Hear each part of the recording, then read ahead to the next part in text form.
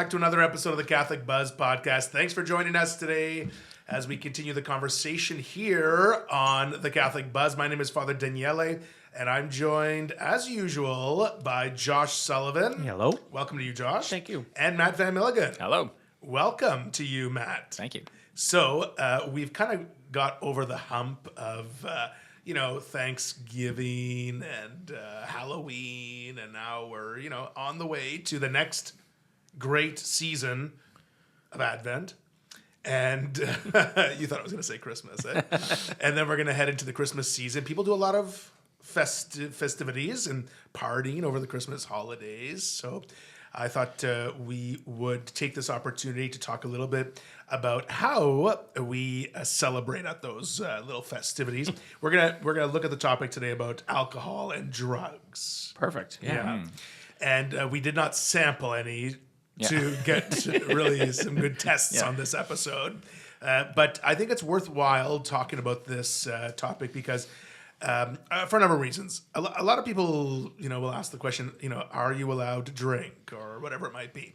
And then in Canada, at least, where we are, with the legalization of marijuana, lots of people ask, what's wrong with smoking a little weed? And then, of course, there's other drugs, lots of drugs out there. We can see the sort of impact of drugs on the community, right? So let's come into this topic today together. Let's try and see what the church says about alcohol and the use of drugs. And then let's talk about, I think it's really important for people to know that as Christians, first of all, we have an inherent dignity, right? And we are temples of the Holy Spirit. So I think it's a good starting point, right?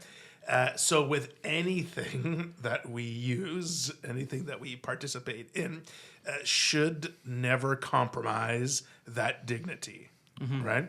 So if we were going to say on the simplest level of what the church says about drinking alcohol, right?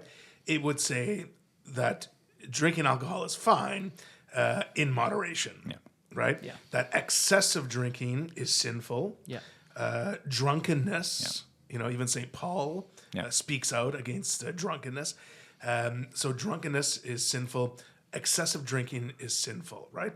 But enjoying a beverage here and there, right, would be fine. This is one of the ways that we actually separate from some of our Protestant brothers and sisters, because in a lot of Protestant churches, they're like no drinking whatsoever. And even when they practice their way of doing communion, it's grape juice, it's not wine. Yeah. But in the Catholic Church, it has to be wine, it has to be alcohol, right? It's very specific rules about that stuff. So, but we also see it in the Bible about Christ. One of the first miracles is taking the water and turning it into wine at the wedding. It doesn't say it's turning into grape juice; it's turning into wine. And so it's not, we know that it's not necessarily a sin to drink, but it is what you were talking about there was losing. I'd say the other part of it is having we have free will, and we have our free will and our having the ability to make our own decisions freely without being influenced by anything. And so when we start compromising that freedom and taking away our freedom to kind of or our capacity to make a well-informed decision, that's when we start getting into the area of sin there. Yeah. And so that's why and it's going to be a little bit different for every person. Some people can have one, and that might be too many, Yeah. What's funny is, when you take your test for Smart Serve, in Ontario, people who sell alcohol or serve alcohol are required to take the government course called the Smart Serve, for those who aren't aware. And the new Smart Serve now has this gauging of people. You gauge someone by their height and their weight. How much they can drink. And it used to be a green light, yellow light, red light system. When I first took Smart Serve back in the day. And now it's I don't think it's the green, yellow, red light system. But that has a lot to do with it. Not just, the church doesn't just say, hey, know your own boundaries. Yeah. But that's like a it's also what bartenders are trained Yeah. in bars. And I don't know about you guys too, but I mean, I know that for myself, if like I can have quite a bit of alcohol before I feel the effects. I'm a bigger guy and stuff, and I'm Irish, so it always comes into effect. But there are times where if I haven't eaten all day, or if I haven't eaten all day and I get into a hot tub, or and I have a drink, I'm out. Like that's too many, at that point. And so understanding your limits, understanding under what context and where you should be, not just driving, you shouldn't be driving, but also making decisions and that kind of stuff. And there are times the difference between alcohol and something else though is that alcohol ramps up, and so you slowly, like, you can have one and then have two, and then you start to feel a bit of a buzz, and that maybe would be the most effective, and then you feel a little bit more, and then you feel more, and you get to the point of slurring speech and glazy eyes, and you can't walk, and that's too many. Yeah. But there is this ramp up effect with alcohol, and that's why the church says, like, you can enjoy a glass of alcohol under the right circumstances, and it's fine. You can even undergo 2 glasses potentially, over a certain period of time, and everybody's a little bit different. The Catechism talks about the virtue of temperance. Yes. Right? And it doesn't just mention alcohol. It says you can abuse alcohol. It says also you can abuse food. You can abuse tobacco. Yeah. The virtue of temperance, that things are in moderation, right? Yeah. And I think that's very important. And probably wise that people know their own limits before getting into a social situation. It's hard to say to a young person today who's going out to party and it's like, yeah, we're getting drunk tonight, woo, that's the whole point of their night. But even for adults, for young adults or seniors, to know your own limit when it comes to alcohol. Yeah. And maybe just something to quickly add there, that like maybe what's kind of unique about alcohol, and as we'll get into maybe kind of other substances, is that, like you were saying, kind of the faculties that enable you to practice virtue are intellect and will. If you eat too much food, that's not inhibiting your intellect, potentially your will, if it's an addictive thing.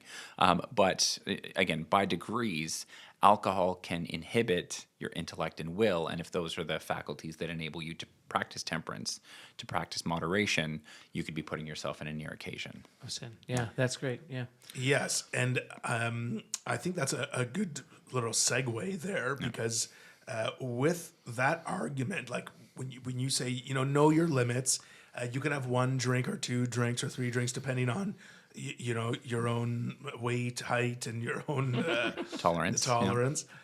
Now, is it okay to smoke a little weed, for example? I think this is a big thing, and that's because I think in our brains we went, well, it's not okay to smoke weed back 5 years, 10 years ago, because it was illegal. And because it was illegal, so we can smoke tobacco because tobacco was legal. We're allowed to drink because drinking was legal, but we're not allowed to smoke weed because it's illegal. But as soon as weed became legal, we were allowed to, in Canada, smoke weed legally. I think a lot of people went, all right, so we're allowed to smoke as long as using temperance and not smoking too much so that you're stoned out of your mind and you're not making sense, and then you're allowed to smoke a little bit. The problem is that THC or cannabis in general, but THC doesn't react with your body the same way that alcohol does.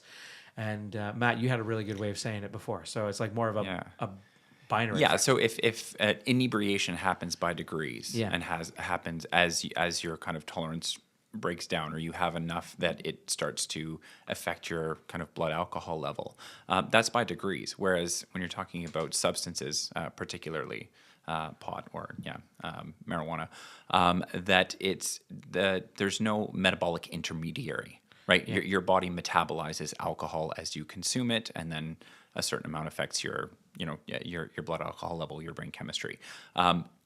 Whereas chemical drugs, it's binary. It's either your brain chemistry is not affected by the substance, or your brain chemistry is affected by the substance. It's kind of like an on-off switch, rather than kind of something by degrees. Yeah. And so that for that reason, that's why. So the church says no to drugs, and meaning for recreation.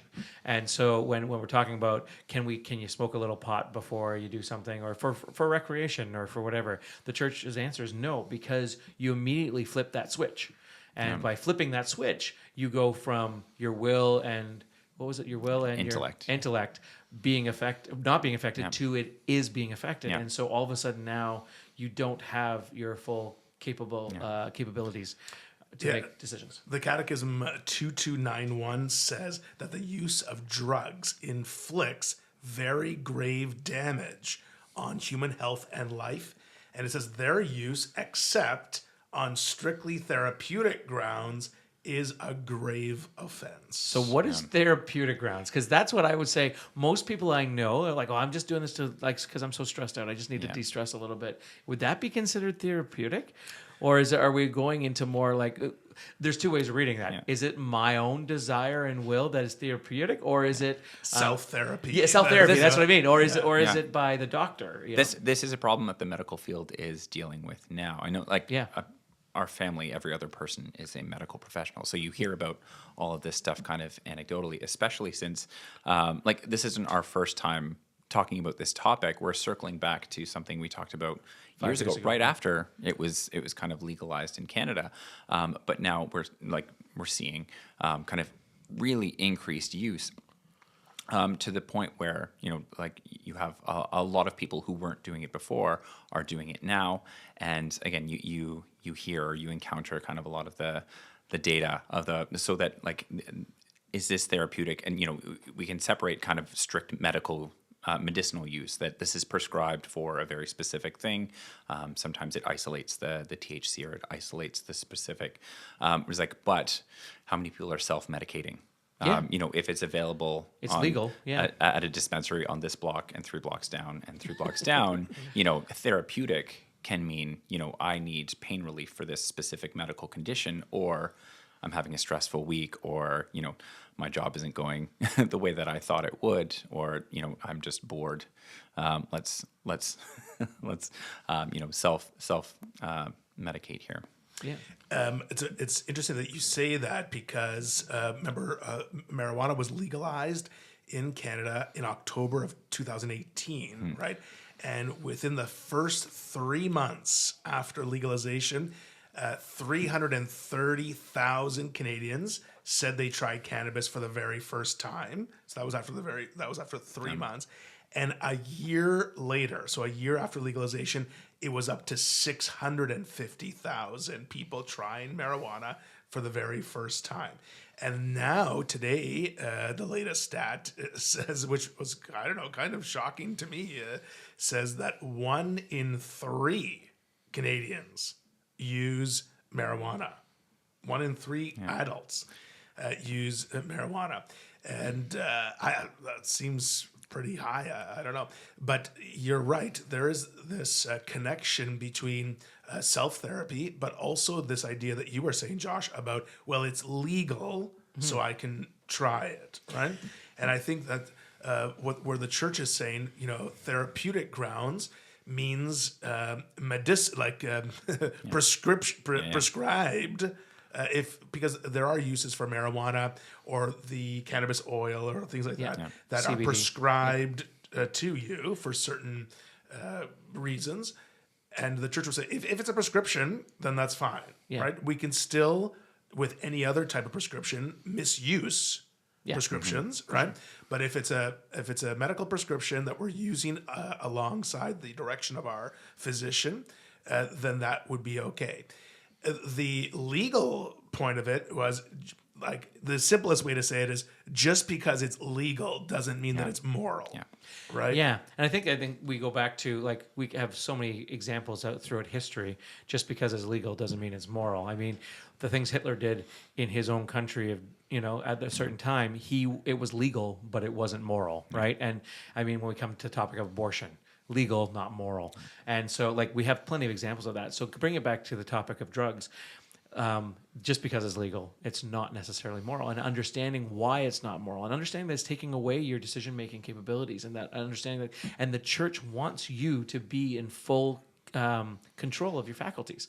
And so by not being in that full control means that you can make decisions that are not, you've put yourself in the occasion of sin by giving yourself an excuse to potentially make bad decisions, And so because of that, the church wants to take away and says, no, drugs are never okay because of the binary effect, the on or off switch. Yeah. Whereas alcohol has that level of degrees. And so alcohol can be in moderation, okay to drink. Drugs are not, unless they're used for therapy. And like you said, I think medicinal use is the perfect way of kind of describing that, because we say that a lot of things. I mean, we're getting away with a lot of things now. Therapy dogs are pretty much, just as long as anybody has a dog and they just want to call it a therapy dog versus a service animal. Those are differences there.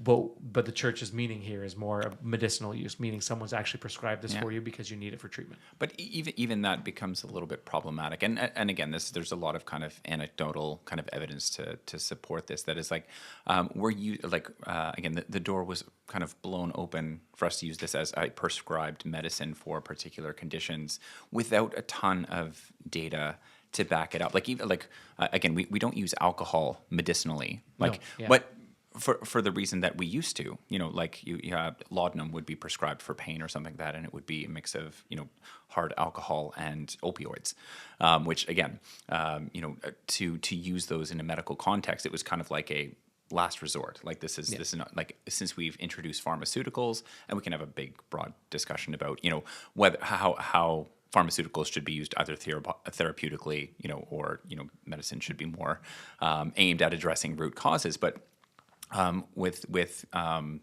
medical marijuana specifically, there's been a lot of data that's come out in the last 5-10 years since the use of this has become normalized. That it's in some cases it helps. In a lot of cases, it actually is a step back. It can create dependency. It's something we know now that we didn't necessarily know 10 years ago is how addictive it actually can become. And again, that was one of the cases for why it should be legalized. It's less addictive. It's not as problematic that way. So again, we can say that morally and ethically that there's a problem, even though there's no kind of legal barrier anymore. But even using it therapeutically or even medicinally, some problems have come up that weren't necessarily anticipated, at least by the medical community. I think that's one of the things we always have to discern, and we talk about this with any other kinds of drugs as well. I remember going to the hospital one time. I had a major migraine to the point where I couldn't see, couldn't think, and stuff, and they gave me a shot of morphine, and I remember that I came out of the hospital feeling amazing. And quite literally, I ran out I haven't run in years. And so run out to the car, and my wife is about to pick me up because she had to drop me off and be back with the kids. And so I ran out to the car, and she's like, are you okay? And I'm like, yeah, I'm this is amazing. I feel so good. There's not an ache or pain. And this is all my nerve pain was gone. I have a lot of nerve pain going on and stuff from nerve damage. And I was like, this is amazing. I get why people get addicted to some of this stuff. And, so using drugs, not a bad thing. This really took away my migraine that was making me not be able to function. And in the medical profession, one of the things is using your doctor and using those knowledge of those professionals to say, we're going to give you this drug. Here are the benefits of it, and here are the downfalls. But the downfalls far outweigh the benefits. So I actually investigated again when I had nerve damage. And I was in a lot of pain, and we were looking at different ways of trying to curb the nerve pain, gabapentin and a bunch of other things. And so I started getting on these with a neurologist and trying to figure out how to kill some of the nerve pain that I was going through. One of the suggestions that came up, and not through a doctor, but through another person that might consider themselves to be a professional, is trying medical marijuana. And that time it was just about the time, it hadn't become legalized yet, but medicinal use was allowed in Canada. And so I looked into it, and I actually talked to the doctors, and one of the things that they said was the benefits don't outweigh, it might help you, or it might just make you feel calmer about the pain that you're experiencing, but it doesn't outweigh the problems that we know happen from it. And so that's kind of what you were saying there. It's that's why it's important when we talk about therapeutic uses that you're using it with a professional, medical professional, is because they're the ones able to give you this is good. Here are the downfalls. We're going to try it out. I recommend, from my professional opinion, that you try this. or I can get behind you trying this out, and then we'll revisit this in a couple of months or a couple of weeks and see how this is working for you. And so when we're talking about any drugs, it's important that you're in close proximity to a medical professional, and you're in close proximity with those people in the lives around you. One of the things for me when I was getting on gabapentin and some other things, it was some of the drugs they were giving me, I was stoned. Yeah. And my wife was like, I don't want you like this. Like, I would rather you be in pain than dealing with you stoned, because you're just out of it. Like, you're just not, you're so foggy brained, and it's just not like this. We can't survive. Our life can't be like that, Yeah. And I remember having that conversation with her and being like, okay, yeah, that makes sense. Like, I can't be on this stuff. It kills my pain, but I'm useless. Like, I'm sitting in a chair like a couch potato. And so taking the decision to not be on drugs and just deal with the nerve damage and the nerve pain is something that I've lived with, but it's because of the outweighing the good versus the bad, Yeah. I want to talk about some stats that the Canadian government has released since the legalization of marijuana. And we're going to get to use some other drugs as well. But I think it's noteworthy to mention some of the stats that the Canadian government released. First of all, what struck me was, because it's no surprise that there's a cannabis store on like every corner. Yeah. Yes. That's no surprise to anyone. And so there are in Canada 3,000 legal cannabis stores across Canada. Wow. And in comparison to the number of Tim Hortons, because there's Tim Hortons everywhere, there's 4,000 Tim Hortons in Canada. Wow. So almost as many. As many cannabis stores in Canada as Tim Hortons. So if you think that your neighborhood has an excessive amount of cannabis stores, you are right. Okay. Yeah. A double was how we used to medicate ourselves. Yeah, exactly. The other thing is that the government, in its stats, even admitted there's a downside of using cannabis. And they said the frequent use of cannabis may be a sign of dependence.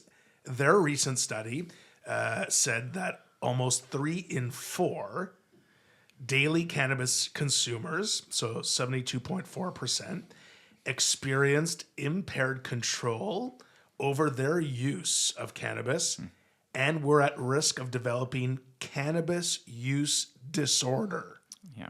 That's right in the stats. I didn't even know that was a thing. I know, from the government of Canada. Yeah, there are all kinds of these things that have come out since use has become more normalized. There's the disorder you mentioned. There's another thing called cyclical vomiting disorder, which is as terrible as it sounds. That frequent use is that your body tries to expel the THC. Like it stays in your system forever. It's stored in body fat, so your body tries to process it because it recognizes it as something that shouldn't be there. Being involved in these, I'm not a medical professional, but I'm adjacent to a lot of these discussions that happen. That a lot of times the discussion goes that it's like, okay, these are the symptoms you're experiencing.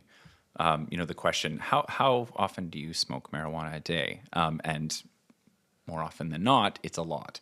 And they're like, okay, well, in order to kind of diagnose this, we need you to go off it for 2 weeks, 3 weeks, whatever. And if it stops, that was the cause, or that was the cause. But it has to be, I think it actually has to be a longer term. Again, I'm not a medical professional. It needs to be a longer term because your body actually needs to cycle out what's still there. And again, 9 times out of 10, or, a staggering majority of the time, no.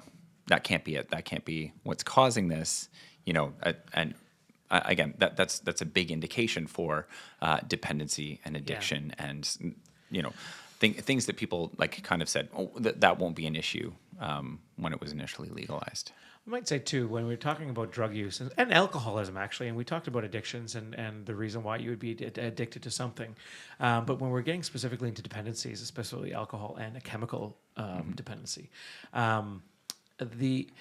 One of the things that I would encourage people to look at is, especially if they're talking about, is like, why? Why do you need this? Yeah. Why? Is it recreational, or are you dealing with it to deal with something else? Yeah. Is there another problem in your life? And maybe it is stress, or maybe it is something else, but you're not handling it properly, because we can handle things without drugs and alcohol. in our system, without our addictions too, as we talked about on Addiction Show a couple weeks ago. We can handle these things. Like, we have ways of dealing with this. Our body has natural coping mechanisms. We just have to put our sleep in order. We have to put our food in order. We have to put our sexual lives in order. We have to put our relationships in order. We have to put you can put all these things in order, and then all of a sudden your dependency on these drugs, like by using these drugs to try to forget about something or to put yourself in a position where you don't care so much about this topic or that topic, or those things that are really actually bugging you in life. The reason that they bug you in life is for a reason, and it needs to be dealt with sometimes. And so that sometimes means you need to deal with the issues at hand. And if it is stress, well, you got to figure out a different way to deal with the stress. Maybe it's through exercise, or maybe it's through cutting something out of your life that's causing you too much stress, or if it's whatever the problem might be. Why are you taking this on a daily basis? And it's not normally just to make you feel good as much as it might be. It's normally that you're trying to self-medicate for another problem, and a lot of times emotional problem or spiritual problem or something else. And also it's linked with like, well, I'm gonna go out somewhere, I need to smoke a joint, or I'm gonna play video games with my friends, I need to smoke a joint. And while I think the studies say that there's no direct correlation that the use of marijuana causes depression, that there is a high linkage with users of marijuana with depression, and like the short-term effects too on the brain, confusion, anxiety, like all these things that are caused by that.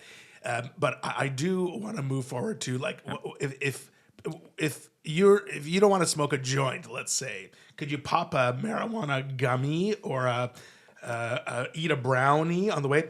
I always say that going to a potluck these days is risky because you don't know what's in the brownies, right?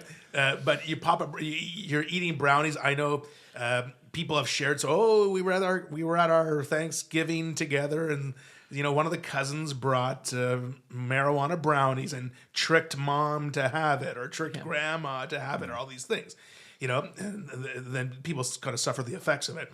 So, whether you're smoking a joint or consuming a gummy or eating a marijuana brownie or whatever it might be, still drugs. Still, it's an illicit use of drugs that's immoral. Yeah. And further morally reprehensible is tricking someone else into taking illicit substances. And coming back to what you were saying about that people are using it therapeutically, because therapeutic has such a kind of broad definition, that by normalizing the use of drugs for medicinal therapy rather than addressing root causes, that because it's being so widely used, and even kind of socially, that like we have this idea that we should chemically augment our experiences, these types of, so like we've normalized drug use at a societal level. Again, you can point to a whole lot of correlative studies that this has led to a broader drug use in the general population with other types, and even kind of illicit drugs, controlled substances, microdosing, in people and demographics that you wouldn't necessarily have associated with it 10 years ago or so. That it's well, and we saw it in Canada specifically, that Canada, especially in BC, that all of a sudden they started, well, let's just do a trial run of letting mushrooms and some other drugs. So it's going to be we're not going to make it a criminal offense to carry to be caught with some drugs on you and everything else. But then they ran into the problems of people being wasted high, just stoned out of their mind on kids' swing sets and all those types of things. And so so then it became a problem that now your drug use and the way that you are when you're stoned is now affecting the rest of the society around you, because you don't have that way of because it's not criminal, so no one's going to charge you for it, so you can just be high wherever you want, whenever you want, and that was becoming a problem. So now you see that they allowed it to happen, and now they're trying to start to renege on that a little bit, specifically in BC, where they're saying, okay, you can't be just stoned out of your mind anywhere. We're going to limit, so I think they passed a law. So not allowed around schools, around those kind of things. Yeah, so, I think like that as a cautionary tale. Just very quickly, the provincial government really quickly addressed the federal government to try and repeal that policy because they saw the effects, and they're like, no, this is a really bad idea. Yeah. And so I think we're starting to see that now. Yeah, and you see the explosion. A lot of people say that after COVID, you know, you saw an increase in homelessness, an increase in drug use on the streets, you know, but perhaps it might be interesting to see a study with the legalization of marijuana in 2018 as this gradual incline of drug use that's sort of rampant right now. You know, it might be interesting to see a study like that. But you know, and in most cities across our country and probably the United States, you see people with heavy addictions in the streets, drug users using needles and using things that are harmful, and you know, this kind of like this state where they're just kind of, you know, existing out there. Sometimes you know, this frozen state. It's really sad to see. You know, there is sort of like a caution that the church doesn't just say like, please don't use drugs. Like there's a caution here for a reason, right? And I think one of the things we have to realize is that if we keep self-medicating, for lack of better words, I guess, and trying to always cope with our problems by using illicit drugs, that it's not going to be something that we're going to be able to control later if we become dependent on it, right? I think that's the scare. You know, lots of people I know when we were growing up who were dependent on it back then are still dependent on it today. Excuse me. And it's sad. It's sad to see, right? Yeah. And I think there is a general like there's an effect that the drug use has had on our society. I'm not saying that when I was in high school that no one did drugs, you know. But there's more, I think there's more of this just cultural acceptance to a societal acceptance to the use of drugs today. That starts with this legalization of marijuana. And where does it continue? You know, we're always, like you said, we're always trying to sort of catch the next high, right? Yeah. So now you're smoking more. Now you're doing whatever, like whatever it might be, to the point where some people can't even exist without smoking. And in the meantime, the problem that you're trying to medicate in many cases is getting worse. Yeah. That it's like I heard someone say analogously that like if your fish you have a fish in a fishbowl and the fishbowl just gets dirtier and dirtier and dirtier, you clean the tank. You don't drug the fish so that it doesn't care about the mess. Then it's like, okay, if again, and you can talk about kind of the medical approach should be more holistic, and then like the best version of this is that we're providing therapeutic solutions while we address underlying causes, and this can be the case for kind of spiritual ailments as well, or you know, if people are seeking therapeutic solutions for trauma that they experienced as children, like these types of situations, and recognizing that there are kind of long-term chronic situations. Not everything can be addressed at a root cause level, but for the things that can, again, don't just let it get worse and dull your perception of it. Yeah. Like actually get to the bottom of it. So really quick, because I know we're running out of time, but I know one of the drugs that we didn't touch on yet is caffeine. Yeah. And now, is that a drug that the church is worried about, or is that something, because we talked about our will and our intellect? Caffeine doesn't really seem to affect our will or intellect. In fact, if anything, most people would say that it affects our intellect in maybe a better way.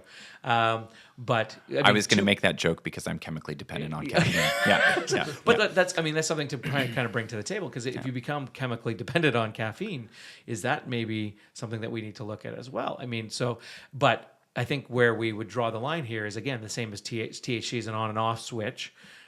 Caffeine would be more of that degrees. And so if you get to the point where you need 14 cups of coffee a day to survive and to function properly, then maybe you got to look at the dependency issue and that there's something going on there. And if you're getting so jittery that you just can't control yourself, you're going to do something stupid, then you've had too much coffee. Yeah. But by the fact that caffeine only affects you in degrees, and how it affects your intellect and how it affects your will is not the same as something like THC or even extreme uses of alcohol. In the same way that you said, some Protestants have an issue with alcohol, like just kind of a hard no to alcohol. Yeah. When I went to a classical liberal arts college that had Catholic and Protestant students, and one morning I offered one of them a coffee. Yeah. And he responded, "No, thank you. I don't do drugs." Which I was a little bit taken aback, but it actually caused me to kind of think about that a little bit. So, I make the joke that I'm chemically dependent on caffeine. That is something that I need to regulate. I could easily drink a pot of coffee a day. I recognize that that's not good for me. Yeah. So it's something that I need to kind of actively regulate because, I can have a few cups of coffee a day, but when I am out of schedule, I do something else and it's, 10 or 11 in the morning and I have a headache because I haven't had caffeine that day. Yeah. I'm like, okay, time to dial it back or time to regulate myself. Yeah. When we went on World Youth Day, one of the things I actually brought with me was caffeinated pills, and the reason for that was not for me because I've gotten off my caffeine addiction a couple years ago, and but I brought them along because I didn't want to be with a bunch of young adults that had spent the whole night up and then didn't have coffee in the morning because we were sleeping in a field. So I was giving out caffeine pills. You were a drug dealer. Yeah, I was a drug dealer, basically giving it out for free, just like everybody, so they wouldn't have headaches and stuff in the morning, but specifically just for that caffeine hit. So I think to wrap up here is it's really important to know that there are dangers that come with the overuse of anything. I think right. With alcohol, the overuse of alcohol is not good physically for people, but also on a spiritual level, it's not good. The virtue of temperance, the church suggests. The use of illicit drugs is a grave offense, according to the Catholic Church. And so that is not good for our spiritual lives as well as not good for our physical lives. So it might be worthwhile, whether you use, maybe you overuse alcohol or maybe you like to review how much alcohol maybe you're using, if you are using illicit drugs. To really review that, reflect on it, and see how it's affecting your life in general, but also your life that God has blessed us with, right? That goes against our dignity. And if someone is having trouble with substance abuse, there's help out there for people to get help. Lots of helplines, lots of doctors and counselors willing to help, and even spiritual advisors as well. So that's all the time we have. If you want to comment on anything, you want to share with us, getting over your own reliance on alcohol or drugs, you can send that to us at askus@thecatholicbuzz.com. You can also like and share this episode with those around you. That's all the time we have today. So for Josh Sullivan and Matt Van Milligan, my name is Father Daniele. We'll see you next time on The Catholic Buzz.